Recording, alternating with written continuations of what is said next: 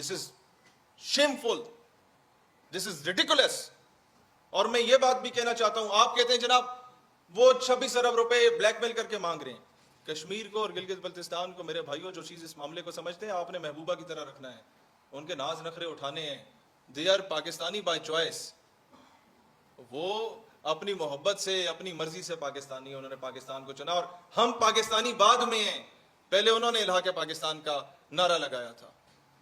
تو لہٰذا بجائے اس کے کہ اس دراڑوں کو مزید پھیلایا جائے, دیواروں کو گرا دیا جائے, یہ ایک مقدس دیوار ہے ہمارے رشتے کی, اس کو کبھی نہیں گرنا چاہیے.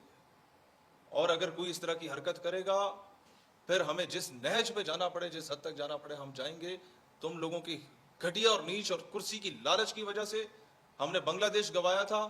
ہم کسی صورت یہ آج نہیں تو کل آپ کے مذاکرات ہو جانے مظاہرین کے ساتھ, پرسوں ہو جانے, اگلے ہفتے ہو جانے, لیکن جو یہ آئیڈیولوجیکل لاس ہوا ہے نا پاکستان کا, جو اس کا تماشا ہندوستان نے بنایا ہے, اس تماشے کو ختم ہوتے ہوتے اور اس آئیڈیولوجیکل لاس کو کور اپ کرنے میں پتہ نہیں کتنی دہائیاں لگ جائیں گی. پوری ایک نسل کی پھر پرورش کرنی پڑے گی, اسے معذرت کرنی پڑے گی. عوام کو تو ہم فیس کرتے ہیں, آپ تو فارم 47 پہ اٹھ کے آ جاتے ہیں, آپ عوام میں جاتے کب؟ ڈھابوں پہ تو ہم بیٹھتے ہیں کشمیریوں کے ساتھ, باتیں تو ہمیں سننی پڑتی ہیں, اور ہم پھر بھی کہتے ہیں کہ بھائی پاکستان نواز شریف نہیں ہے, پاکستان زرداری صاحب نہیں ہے, پاکستان ہم ہیں. And we love you from the core of our heart.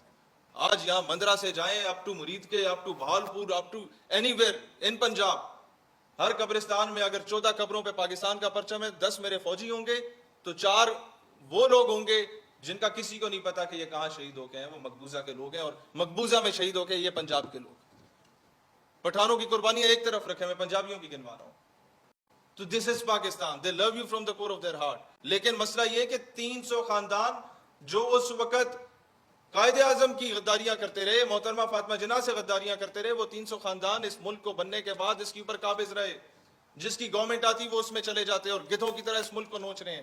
Those who are not even sincere with Pakistan, do you think they are really sincere with Azad Kashmir or Indian occupied Kashmir? No, they are not. انہیں local dynamics کا ہی نہیں پتا.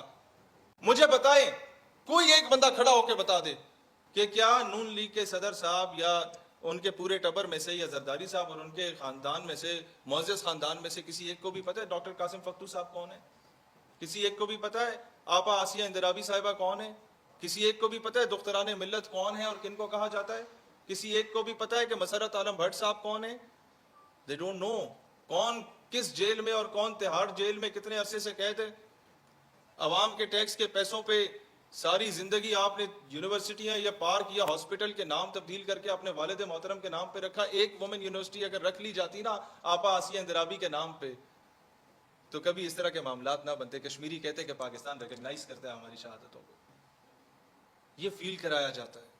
وہ آپ سے کچھ نہیں چاہتے.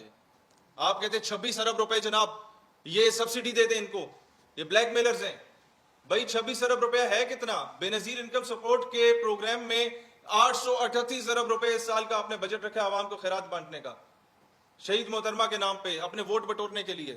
یہ پیپلز پارٹی کو تو سبسڈی دے دی ہے 838 ارب روپے کی, تو کشمیریوں کو 26 ارب روپے کی سبسڈی دیتے ہوئے موت کیوں پڑ رہی ہے؟ اس کا حل ہم بتا دیتے ہیں. ایران کا معاملہ حل ہو گیا, سینکشنز ہٹ گئی. ایرانی تیل صرف لے آؤ, 1 لیٹر پہ 150 روپیہ بچتا ہے. 10 کروڑ لیٹر روزانہ 4.5 کروڑ گاڑیوں میں 2.5 لیٹر پاکستان میں ڈلتا ہے. 15 ارب روپے روزانہ ریاست پاکستان کما سکتی ہے روزانہ, اور 1.5 دن میں آپ 26 ارب کما سکتے ہیں.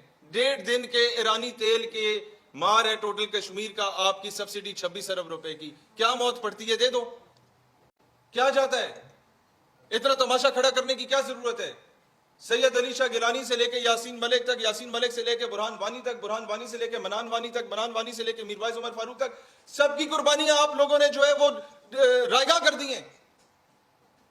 سب کی قربانیوں پہ پانی پھیر دیا مس مینجمنٹ کی وجہ سے, کہ وہ طبقہ, وہ کشمیری, وہ قوم جو بھارت کی ایمبیسی کے باہر کھڑے ہو کے ہزاروں کی تعداد میں احتجاج کیا کرتے تھے, آپ نے اٹھا کے انہیں اپنی ایمبیسی کے باہر کھڑا کر دیا اپنی مس مینجمنٹ کی وجہ سے. اور بجائے اس کے کہ معاملے کو سیٹل ڈاؤن کیا جائے سچویشن کو, آپ جناب یہ غدار ہیں, یہ ٹاؤٹس ہیں, ایجنٹس ہیں. 1-2 ٹینٹڈ لوگ ضرور ہوں گے, وہ بھی سب کو پتا ہے. اٹ ڈزنٹ مینس کہ آپ پورے کشمیری قوم پہ اس طریقے کے لیبل لگائیں. اور جس طریقے سے کشمیری ادھر آتے ہیں ان کے ساتھ چوکو چوراہوں پہ جس طریقے سے رویہ رکھا جاتا ہے, یہی رویہ پٹھانوں کے ساتھ رکھا گیا تھا. ہم نے دراڑیں پیدا کی ہیں. یہ پنجابی پٹھان کا فرق پاکستان بنتے وقت نہیں تھا, اب ہے. یہ کشمیری پنجابی کی جو نفرت ہے یہ اس وقت نہیں تھی, اب شروع ہو رہی ہے. کیوں ہو رہی ہے؟ سب نیشنلزم سے بڑی لعنت کوئی نہیں ہے, اور ہم لوگوں نے پاکستان کے اتنے خوبصورت شرازے کو بکھیرنے میں کوئی کسر ہی نہیں چھوڑی. کوئی کسر نہیں چھوڑی کہ آؤ بلوچ نیشنلزم پہ بات کرو, پنجابی نیشنلزم, کشمیری نیشنلزم, فلانی ڈھمکانی نیشنلزم پہ بات کرو, پاکستان کو توڑ دو. کس نے موقع دیا؟ ہماری انہی حکمران جماعتوں کی غلط پالیسیز نے. اور سب سے بڑا بلنڈر اور سہولت کاری میرا خیال ہے یہ کل پرسوں جو پی ٹی آئی نے الیکشن کے بائیک آؤٹ کی, یہ سب سے بڑا تاریخ کا بلنڈر ہے پاکستان تحریک انصاف کا. میں اپنے ان ساتھیوں کو کہنا چاہتا ہوں, آپ نے پورا میدان خالی دے دیا نون لیگ اور پیپلز پارٹی کو کہ اگلے 5 سال پھر گدھوں کی طرح 53 لوگوں کو لا کے بٹھا دو اور گدھوں کی طرح نوچو آزاد کشمیر کو اور اس کے وسائل کو. پاکستان نظریاتی پارٹی یہ فیصلہ بالکل نہیں کرے گی. ہمیں ہر میدان میں ہم اتریں گے, ہر میدان میں لڑیں گے, ہر میدان میں الیکشن کنٹیسٹ کریں گے, اور سارے نئے چہرے آئیں گے. ایک بھی پرانا چہرہ نہیں ہوگا, ایک بھی ایسا چہرہ نہیں ہوگا جو دوسری پارٹیوں کا استعمال شدہ آدمی ہے. اور انشاءاللہ آپ کو نظر آئے گا کہ دلیر نوجوان, ملک سے محبت کرنے والے نوجوان, اور کشمیر کے, پاکستان کے نوجوانوں میں ایک ہمانگی پیدا کرنے والے نوجوان رہنما آپ کو نظر آئیں گے مین سٹریم میں.